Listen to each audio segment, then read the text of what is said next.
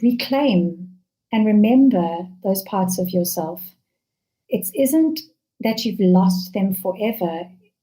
It's that they're awaiting their reclamation. You have to reclaim those parts of yourself, and it is possible to do it because you've already done it. Today's Unreasonable Human is testament to the resilience of pursuing one's dreams no matter the obstacles. She is and always will be the talented vocalist Pixie Bennett. Hi, Pixie. Hello, Erica. It's so nice to see your face. I'm loving doing these shows because I record them at the moment on like Google Meets, and I get to see people's faces that I haven't seen for so long, and I get to have I get to like have a face-to-face conversation with people that I love. So it's so nice to see your sweet little face. Thank you, my darling. Pixie, thank you for joining me on my show, Unreasonable Humans.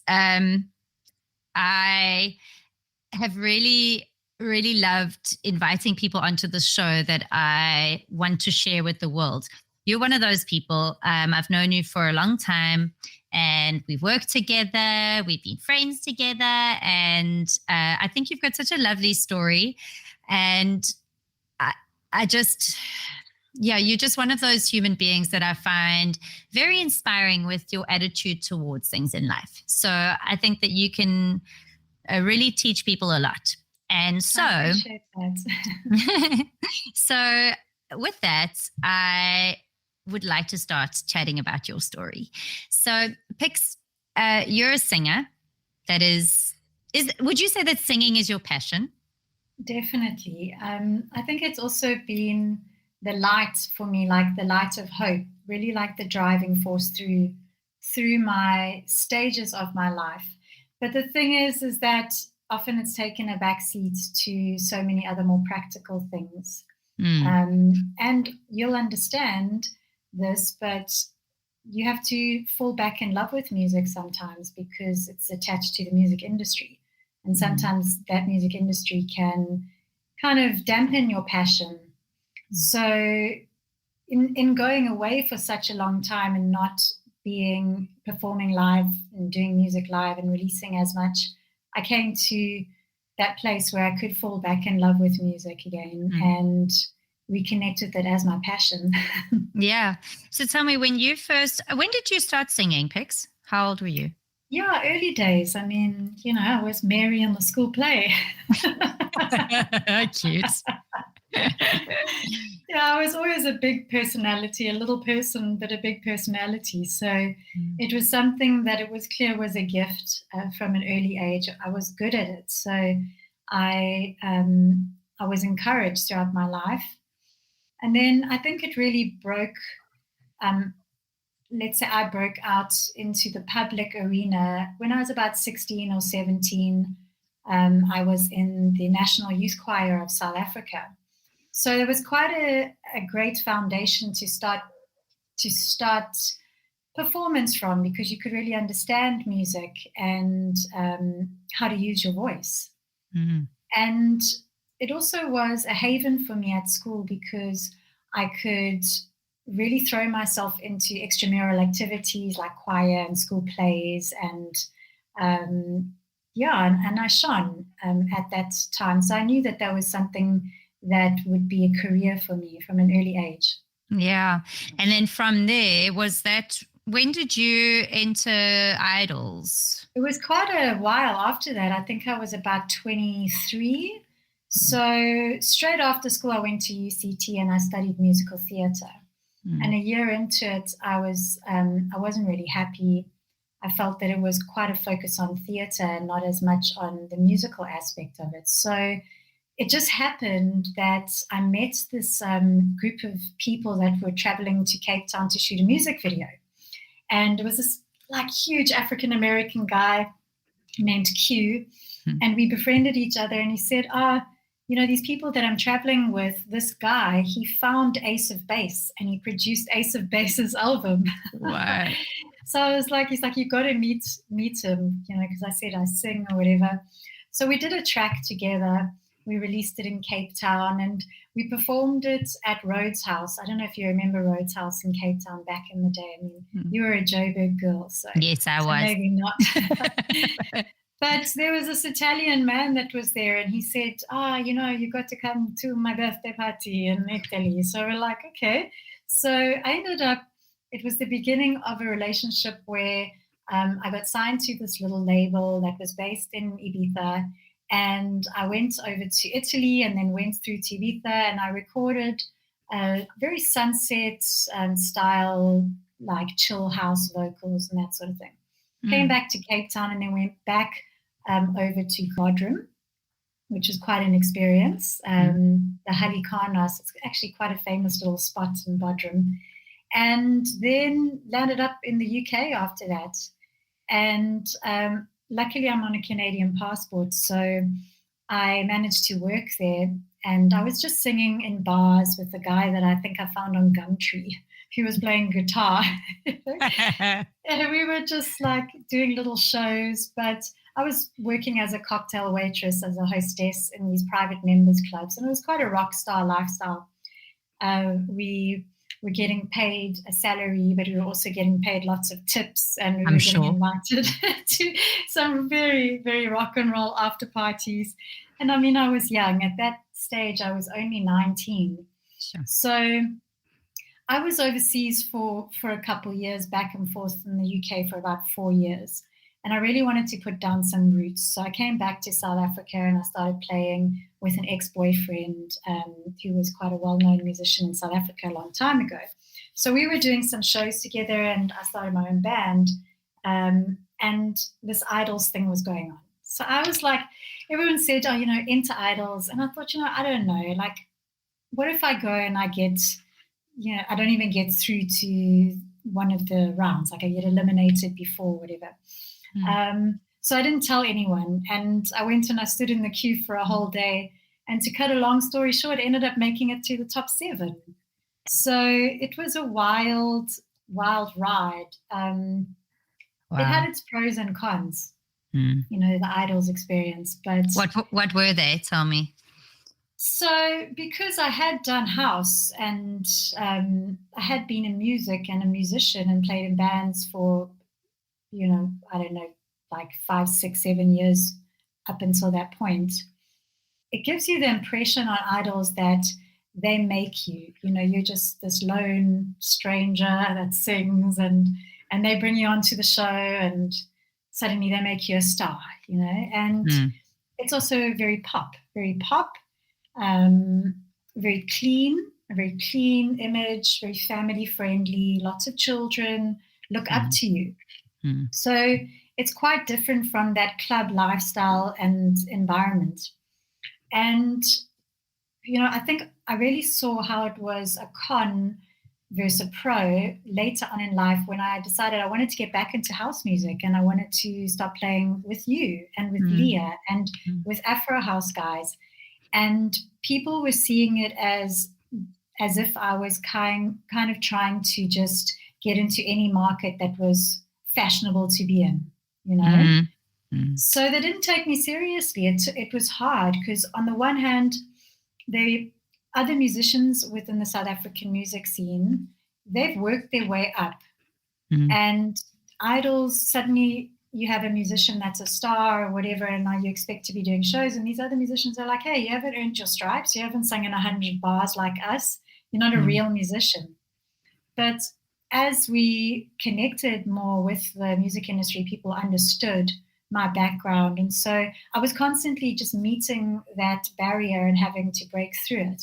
And so also when I went into house, it was a similar thing of which you're a pop idol. So it was always Pixie, the pop idol. So, when we talk about being unreasonable, it felt like there was definitely a voice in me saying, you just have to just keep pushing on. It doesn't matter what they say. You have to follow your love. And it doesn't matter if you did pop. It doesn't matter if you did jazz before that. Yeah. It doesn't matter if you want to do Afro house. If people are enjoying it and it's making you happy, just keep doing it. So I kept pushing on. Yeah. You've definitely always for me felt like somebody who you've got a lot of grit, you've got a lot of chutzpah. I don't think I've used that word for a long time, chutzpah. But I I would also like to go into where that comes from. Like, where does this, you've always had this. Maybe to some people on the outside, it seems like self-confidence, but there's something about, I don't know what the word is to describe you, but you've got this self-assurity. You've got this, it's like you've been brought up in a way that has allowed you to really realize that you can step into any role because you deserve to be there. And you've always been like that. You're not insecure when you decide you want to do something. You're very secure within yourself, and you really are okay with showing who you are, which I love about you, because a lot of people don't want to do that. They start to self-doubt and they start to question themselves. Do you feel like this was part of your upbringing, or do you think that this was part of who you are as a person? What would you say that is? Where does that come from? Firstly, I want to say I appreciate that. I really do. But I think it's a kind of a twofold answer, maybe a threefold, because on the one hand, I've been very blessed with people in my life that they haven't been perfect, but they have instilled this knowing in me because of their love for me and their confidence in my abilities too. Like my mom, like my grandfather, both of them have passed away, and like teachers at school. I had a principal and certain music teachers. And so I had encouragement along the way. But I also had a tough upbringing. My mum was, I come from a violent background. I mean, so many people can relate to the story. I had a wealthy father, but my mother was super poor. And so I kind of went between these worlds, going 1 week to him, 1 week to my mom. And through both of these worlds, they came with different lessons. And I found that I had to rely on myself, and I had to push myself and believe in myself. Mm-hmm. It's not to say that I've done it alone. Like, as I said, so many people have encouraged me. But I've had hardships that have helped me to have compassion for others and compassion for myself. It drives why I do things. I believe in purpose-driven work. And I've always wanted to be a light and to help others. And I remember when I was a child thinking, I just want to get to this place where I can teach people that it doesn't matter where you come from. It does not define who you are, who your mother was, who your father was, what your upbringing was. I think in those experiences, I adapt and I connect with a wide variety of people, a very diverse group of people. Mm. And it's those heart-to-heart moments of just empathy and connecting and knowing that you can relate to people's stories that make me feel like, you know what, I do deserve to be here, just like anyone else. So I don't doubt that. And I've survived things that some people wouldn't have survived, which makes me feel spiritually that I'm here to do something with my life. Mm. And so it comes down to faith and spirituality. That also gives me a sense of trust and confidence. But I definitely have my moments of self-doubt. Mm. And I definitely have insecurities. I mean, I'm almost 40 and I'm back in the industry, and I wouldn't be human if I didn't, hey? Like, I have to do some self-talk, and I got some good friends that I can call up and they can be like, hey, wait a minute. Yeah, I mean, you wouldn't be human if you didn't have those, I don't call them pitfalls. I think that it's important to have the light and the shade. It's important to see yourself when you're having those moments. And I think awareness is the most important thing. When you're going through those times, everybody's going to have their ups and downs. It's having the awareness when you're going through that to actually see yourself from the outside and say, look what you're doing to yourself, But yeah. Yeah, that's such an important word, awareness. Hey, it's important to keep checking yourself and practicing how to do that. Yeah. You went on quite a spiritual journey, like with your, so we met through actually my radio show. We started chatting. I remember it clearly. It's so sweet. We started chatting. I don't know what it was through, because in those days, I don't even think Twitter, babe. I was coming home from a gig one night down on the coast, and we were driving in the car, and you were always playing your Saturday night show. So you played such good music. And I remember tweeting you back in the day when we were on Twitter, because I'm not even on it anymore. It was like, Erica, I love this jam, or whatever. And then I think we followed each other and we just became friends. Hey. Yeah. And then I think I don't know if you were in Joburg already, but we very quickly organized for you to come and sing during my set. And that was it. It was like, yes, that was when we were freestyling. Do you remember? I was freestyling over your sets. Oh my goodness, we played some great venues. Such great venues, such great gigs. Oh my gosh, we've had a great time together. So yeah, we met then, and that was also an amazing time for you. Just being a freestyle singer is also really such a great thing to do. But then after that, I want to talk about sort of your spiritual. I don't know if this was a moment in time that became a spiritual time, but is it when you felt pregnant for the first time that there was a shift started to happen? It felt before like that. Tell me. It was, I'm trying to think now, it was about a year before I was pregnant with my son. A friend had gone to an ayahuasca retreat, and back then you didn't talk openly about it. It was very bizarre to a lot of people. And so she in confidence told me, maybe not so confidently, she said to me, that she'd done it, and I was fascinated with the idea. And they say that the plant calls you, not in a cliched way, but it just really came at that time where I was like, wow, I want to do this. Please invite me next time you go. So we went down to Rustler's Valley a couple months after that, and I did my first journey there in Sweat Lodge. It was like a 2-night thing. And I remember having to set intentions before I went. And I was at a place where I just felt like I wasn't getting anything rewarding from music anymore, because you get up there and people go, oh, you're such a good singer. Oh, congratulations.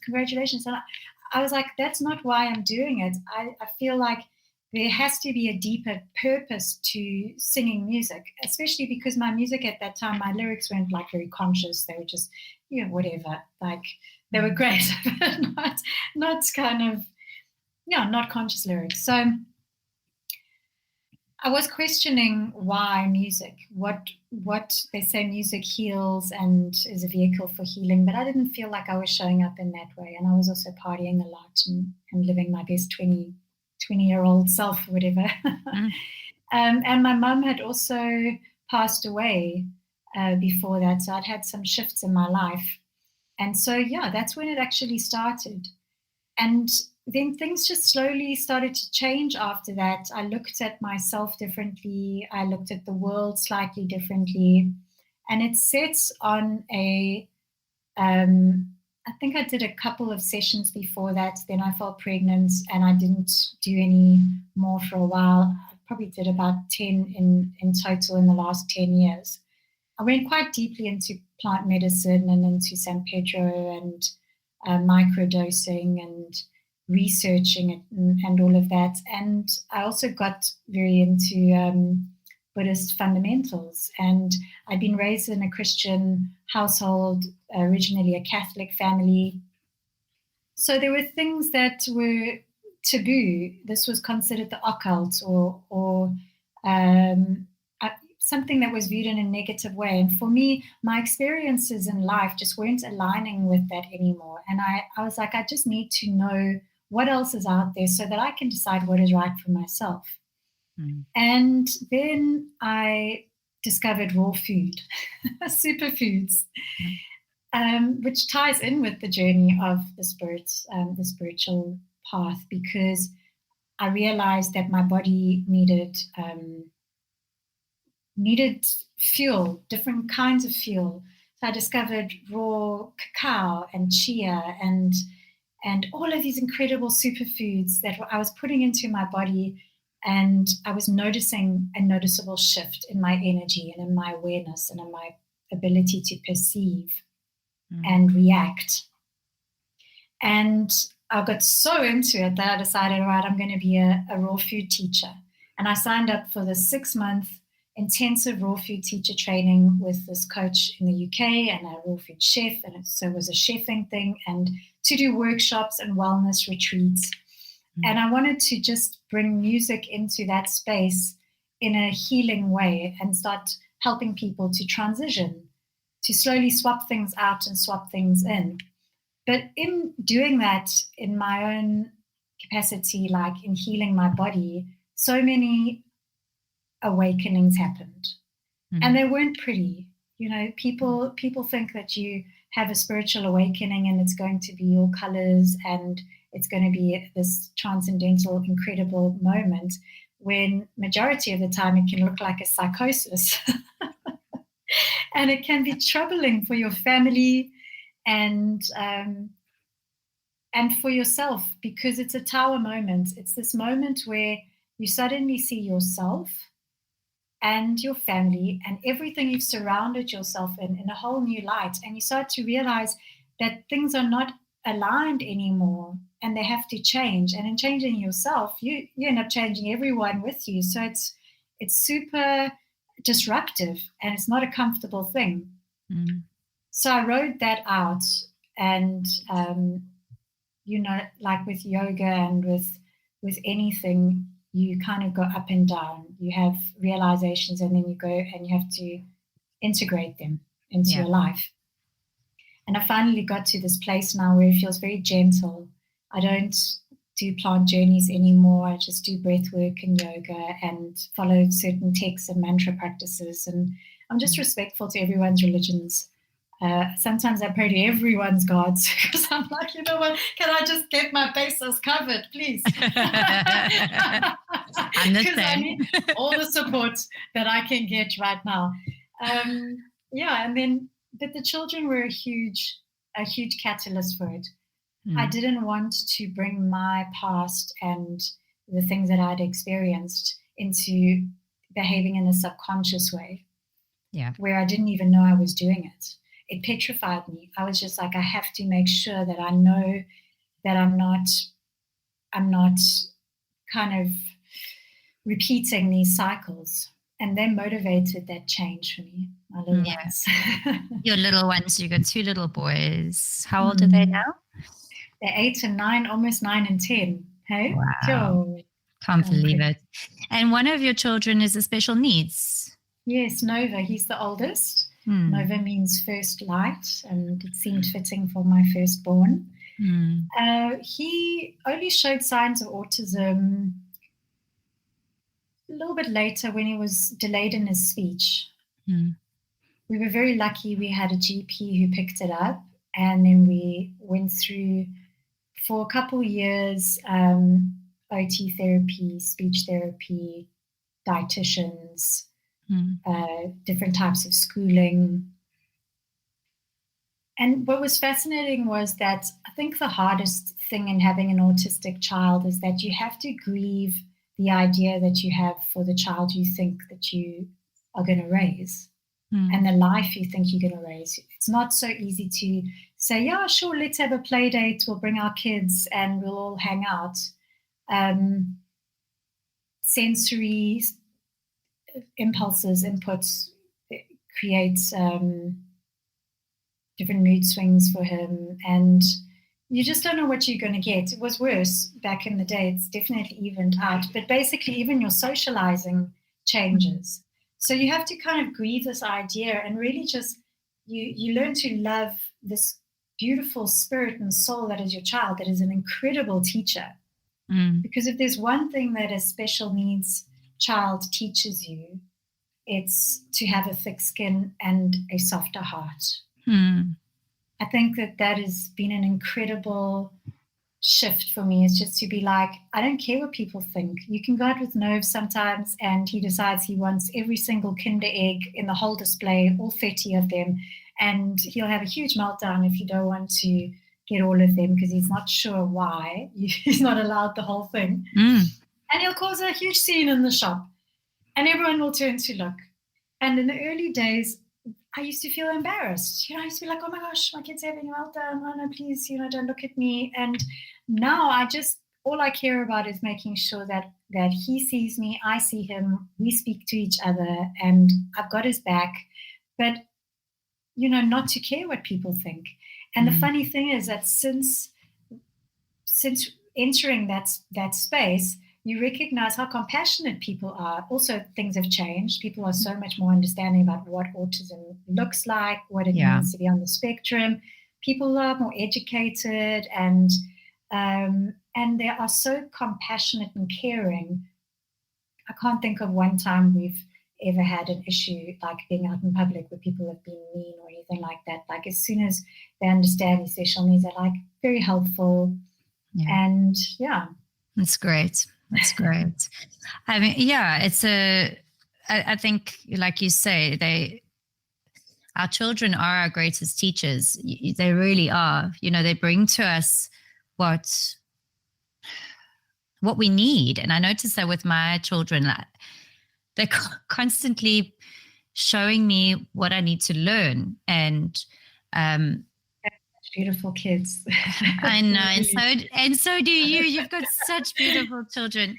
And I just want to say that it's really been inspiring for me to watch you as a mother, because you really haven't.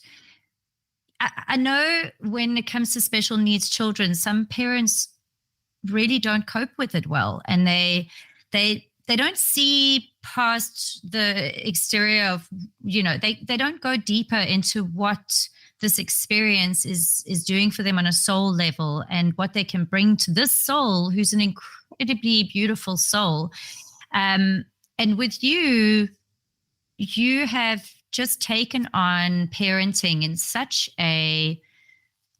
with such grace and with such an openness of heart. And that is exactly what Nova needs. It's just somebody with an open heart. And I know it hasn't, I'm sure, been easy, but you have embraced it. And whenever I see parents embracing the gifts that their children are giving them, I see the transformation. And that's really what I saw with you in becoming a mom, was this transformation, which was beautiful to watch, because it just added on to who you are as a human being, which is so lovely. And so this moment, it's been how old? So Nova's almost 10 now. Nova's almost 10, yeah. So it's like a 10-year journey with Nova and Trey. And you didn't sing you stopped singing. How long did you stop singing for? Yeah, I released a track just before Trey was born. It was called Shapeshifter. So I released online, and Soul Candy took it up and released it as a compilation. And then in 2017, I released another track again. So I wasn't in the live space. I'd done like a few gigs early on, like after Nova was born, corporate and that sort of thing.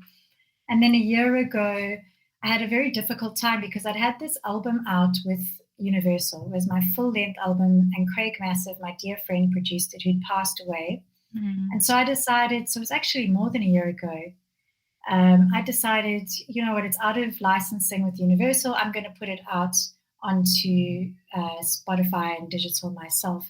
And I hired these guys to market it and do the Spotify campaign. It was supposed to be organic ads and this whole spiel. And to cut a long story short, they ended up using streaming bots, and my album got banned on Spotify. Yeah, it was just absolutely disheartening.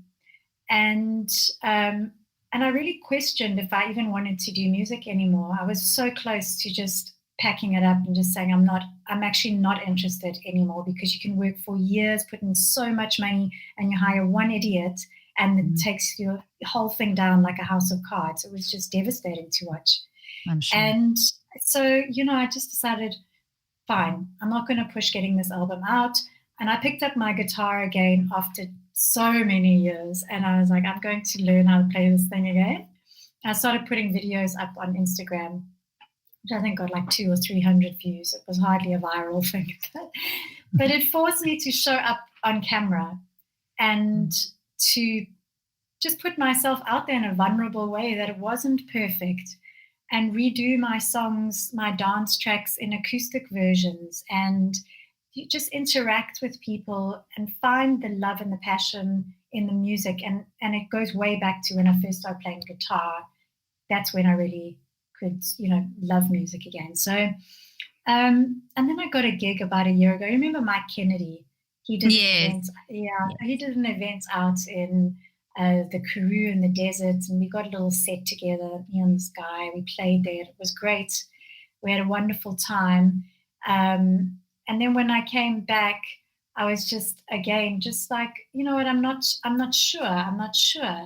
So I sat in that space for a while thinking about it, just wounded from everything that had happened. And then I was just like, recently something shifted, and I was going through my hard drives, and I found this beat that got sent to me from Vusi V Underground. He goes by V Underground. And I was like, I'm actually quite, enjoying this, having this idea that I'm going to do something maybe on TikTok or get something out on the socials. I was like, I can write something. And then I thought, okay, Vusi sent him a voice note. He's like, yeah, that sounds great. He says, but I've actually got this other track. Can you listen to it? And he sent it through to me. And that was when I wrote the latest one, Soulscape Philosophy. And it just came pouring out. I wrote it in one day. I did the backing vocals the next day. And it was just like everything was saying, okay, now is the time. It's not going back to the band. It's going back into deep house, soulful house, sunset slots. You can do this. It doesn't have to be a crazy all-nighter. You can totally envision yourself singing at sunset in all these magical places and bringing soul back. Yeah. And it's just been like, bam, bam, bam, one thing after the next, reaffirming that now's your time and we need you here. Yeah. And do you think that your time away from singing has been good for you? And if you do, how has it been good for you? It was really good for me because it helped me to heal my physical body, my emotional body, connect to here. Like, I spent a lot of time alone. During COVID, I developed like an autoimmune issue. So I was sick for a long time, and I just was not interested in seeing people. And through all of those stages, I could hear my inner voice again. I'd shut out so much from the external world that I could really hear the guiding voice. This works, this doesn't work, this works, this doesn't work. So I wouldn't have done that before. It was just too frantic and too much distraction, and rediscovering that passion again, knowing myself, maturing into a woman now, being a mother, and having the sense of wanting to do something for a deeper purpose, knowing, that I've achieved that place that I set out when I went to ayahuasca all those years ago, to say, like, I want to show up in a way that really can make a difference.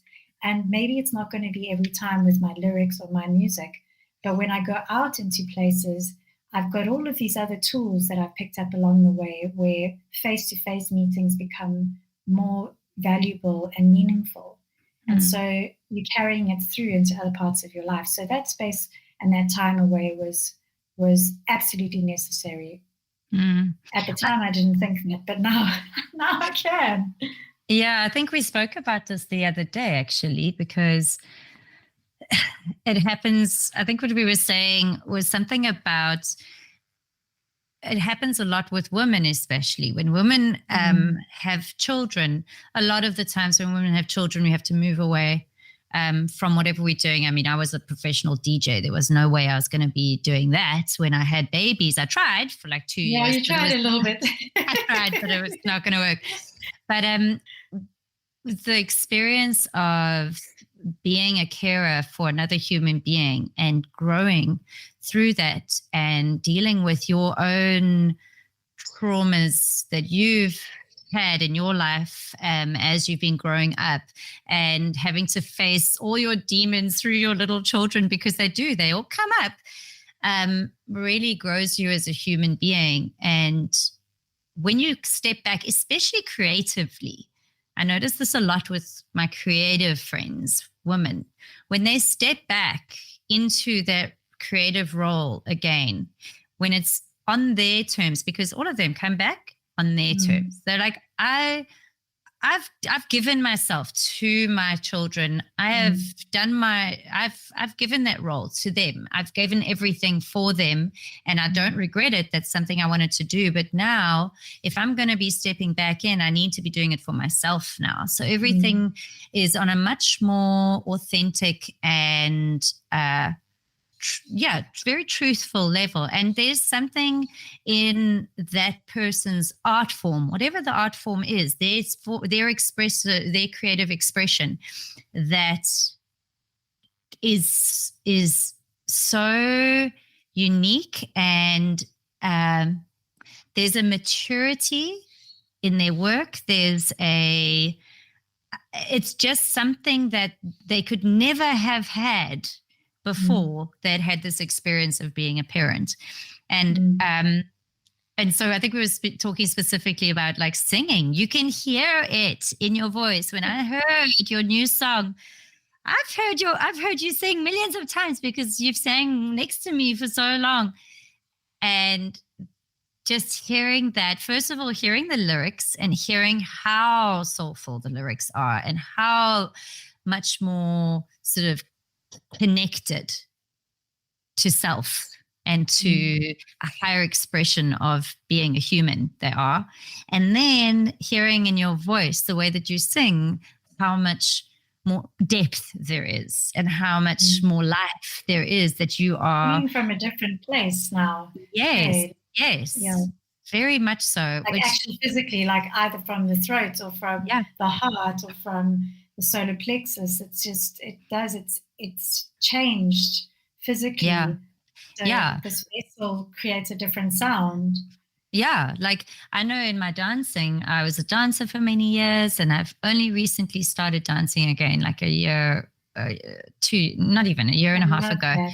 I know. And I it's so interesting because I feel like now when I dance, I just think, oh God, I wish I could have done this in my 16-year-old body. Wish I could have done, because I feel in myself, I can feel that oh God, there's just so much passion driving myself through, and sensuality. Yes, and we understand our sexuality. It's like I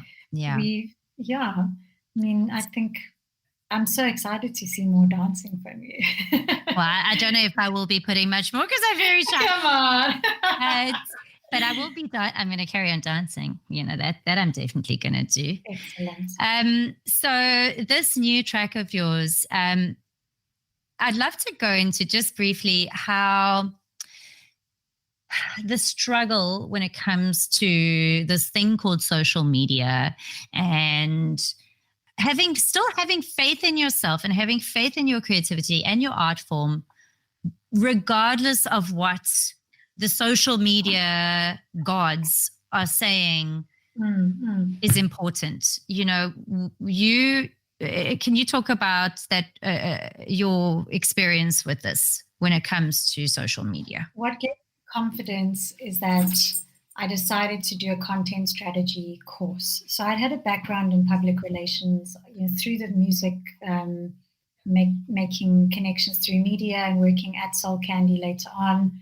I had an understanding of public relations. And so when people bring you something and they're like, hey, please promote me, I recognized that they were giving you pieces that didn't really make sense sometimes. So it took me to place of wanting to study content strategy so that I could really try and build an understanding of the brand and brand communications from the foundational level, as opposed to trying to just push something after everything has been decided. So I realized, like, I need to learn more about this beast, this social media beast. It's a necessary evil. I don't love it, but I have to do it because nobody else is going to do it for me.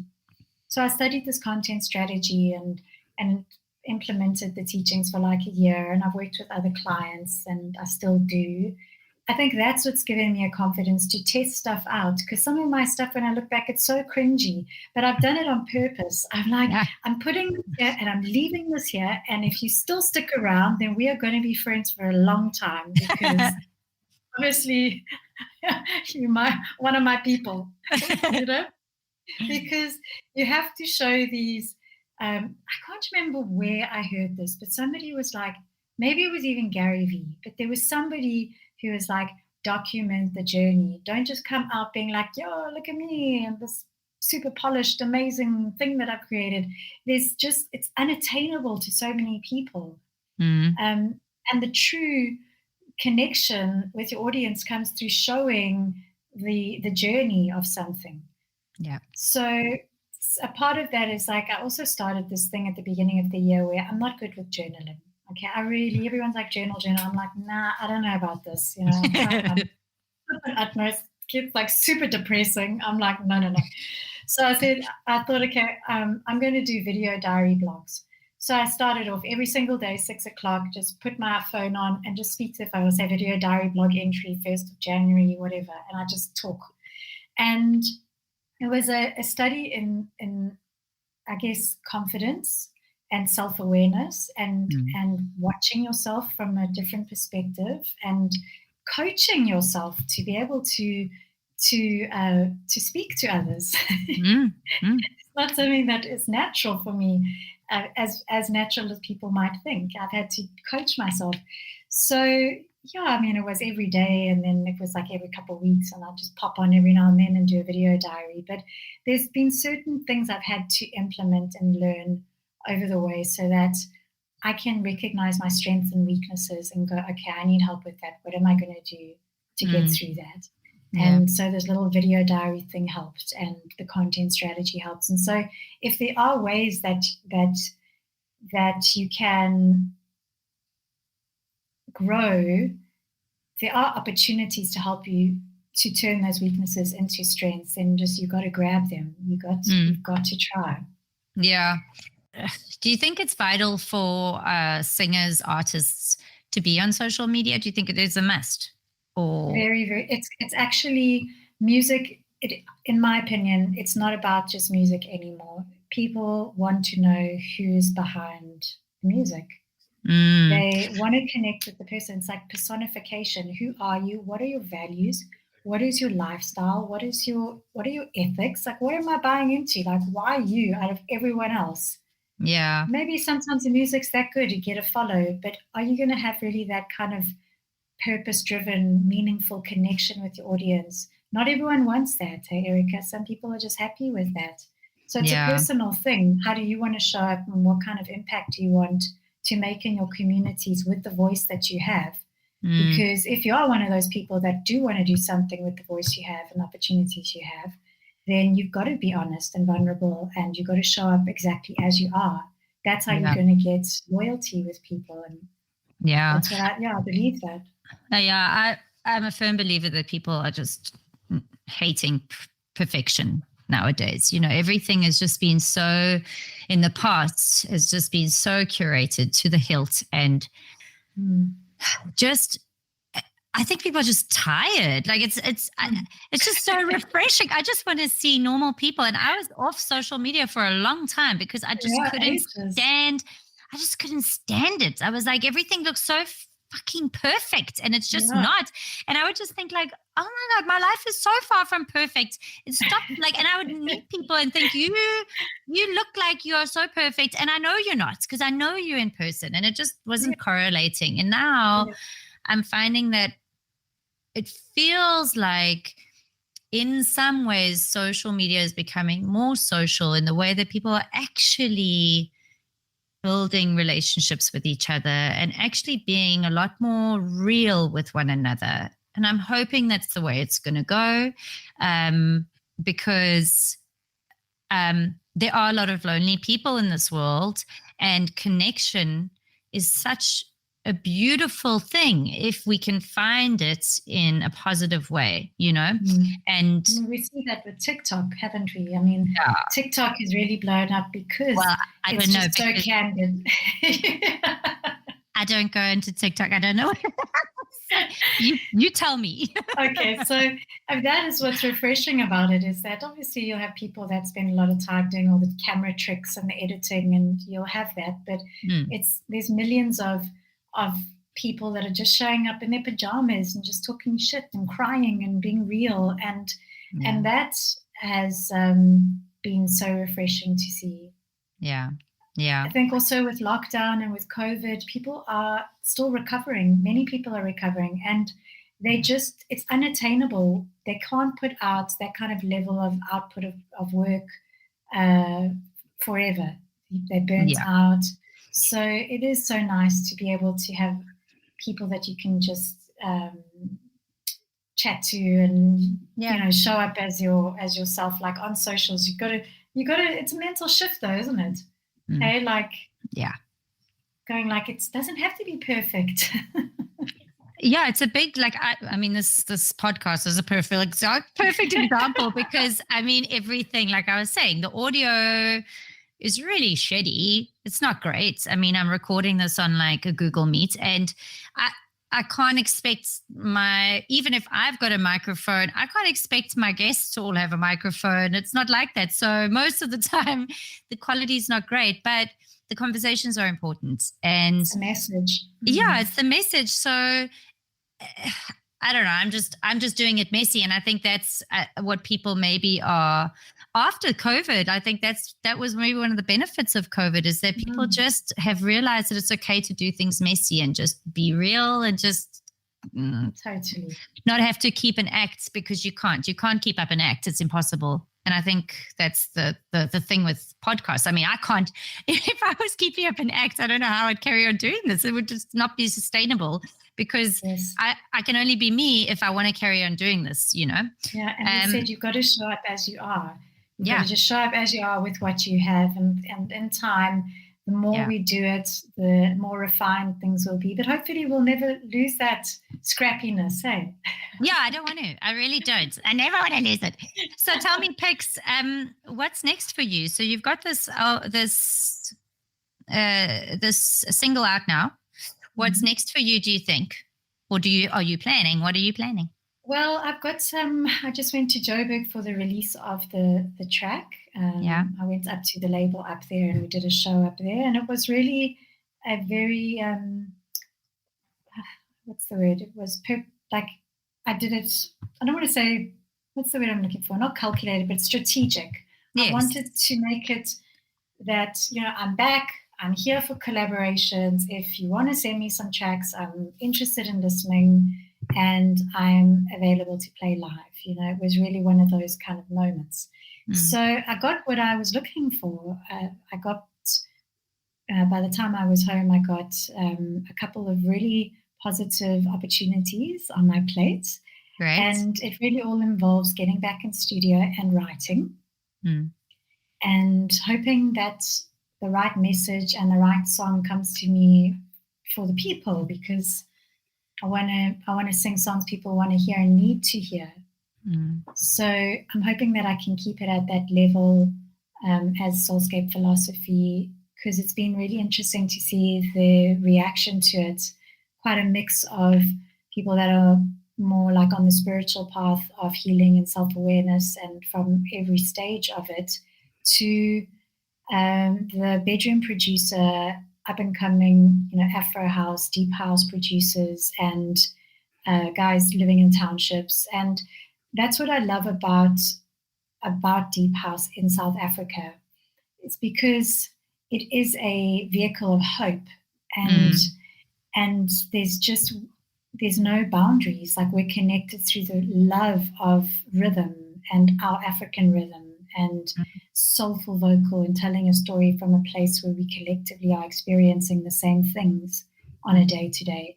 So I'm really excited to do that and to step out into that space and to integrate it into my life, my business life, to see how that works. And the kids are older now, and I've got a really great ex and a really great family unit of extended family that can support if I do want to travel. And and the boys won't miss me as much. They love their dad too. So it's things like this that just reaffirm that this is the right time. So that's kind of where we're going, and we want to make a difference with music and with events where we can teach the other things that we've learned and invite other people to join us to make an impact and to connect on a human level in a way that people are really needing. Yeah, I love that, Pix. And can I ask you to please give advice to, so many people, especially creatives, when they're young, got the world ahead of them. They've got their lifetimes ahead of them. So they're totally fine with just throwing themselves into this thing called their music. Very brave. And then something like responsibilities start to happen with children and everything. And so many people don't find their way back to their passions. They think, oh, this is something I did in high school, or this is something I did just after high school, or this is something I did in my crazy 20s. And, now I'm like, I've got a job and I've got a responsibility to take care of my family. But then there's always something that they're missing out on. There's something that they feel that's lacking in their lives. And I feel like these people who constantly are seeking this more success, more whatever, they're not content. And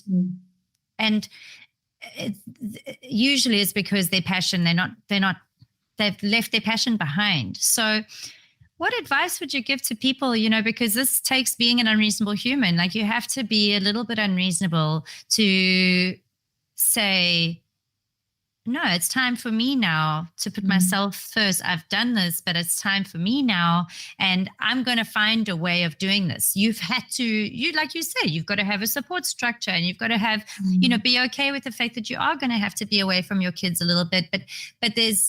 But that's important for your happiness, because when you're happy, your family is happy, and, that's important. So what advice would you give to people who think it's not attainable for them, that going back to their passion is not something they can do?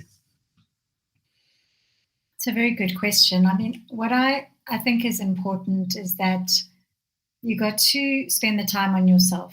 So say you've been giving to everyone else, your kids and everyone else. The first step is finding that discipline to give time to yourself and have that relationship with yourself, because you have to be your own best friend. Before your partner's your best friend, or your children, or your actual best friend, like, you have to be your own best friend first and be kind to yourself. And once you've given yourself that time, you mustn't be afraid to just be real and be vulnerable and show up as you are with what you have, and just start and just get it out there, because you don't understand how much you inspire people. Even if it's 30 people to start, they inspire another 30 people. It grows like wildfire. And then reclaim and remember those parts of yourself. It isn't that you've lost them forever. It's that they're awaiting their reclamation. Like, you have to reclaim those parts of yourself, and it is possible to do it because you've already done it. You've already done this once, let's say. We're talking about rediscovering those parts of yourself, and to remind yourself that you owe yourself the chance to just give it a bash. There was something that I thought of about the word inadequacy, the feeling of inadequacy, okay? And I thought, the word inadequacy, it means like you even think that you're less than adequate. That's a pretty harsh way to view yourself. If you feel that, you can't do something, do you fear that you will be inadequate? And most of the time when you look at it, you think, no, it's not that I feel that I'm going to be less than less than average. Like, I think I've got a good thing going here. It's, I can do this. But just check yourself that you're not being too, like, trying to be too perfect, because we don't have to be perfect, So, yeah, I think that's probably the advice I would give, is like, and also be honest about your weaknesses and your strengths, and what can you do to change those weaknesses? What tools do you need just to get through that, to get you to a place where you're comfortable to at least give it a bash again? Yeah, absolutely. I know physically for me as a dancer, I had to really be like honest with myself and know, like, I can't dance barefoot anymore. I have to wear special shoes because otherwise I get tendinitis and I can't walk for 2 weeks. Yes. But I dance again. I'm dancing. Because you got your shoes. I got my damn shoes. And I'm dancing again. The girls got shoes. The girls got shoes. But that feeling of this is where I'm at. And even though I have, maybe there's things that I have to relearn and I have to repractice and I have to get myself out there, there's other things that I'm bringing to the table. So also bringing new things that I didn't have before, I feel it's so vital for people to just keep doing what they're passionate about. Like, I think you deserve it. It's like, you owe it to yourself to just give it another try, because otherwise it's just a very superficial way of living, and it just feels like you're treading water.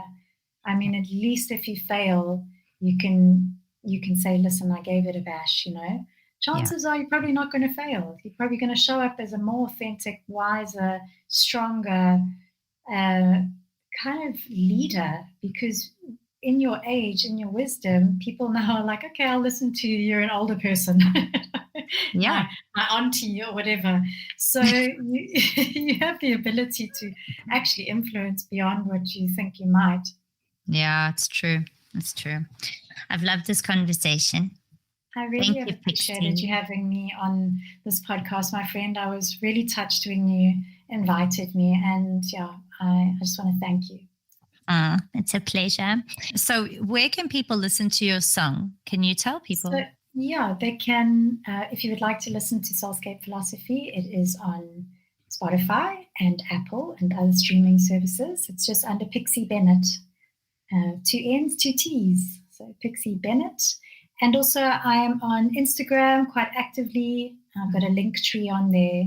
So, I would just also under Pixie Bennett, one word. All under Pixie Bennett, Okay, great. All right. So now to finish off my show, I'm going to ask you 3 unreasonable questions.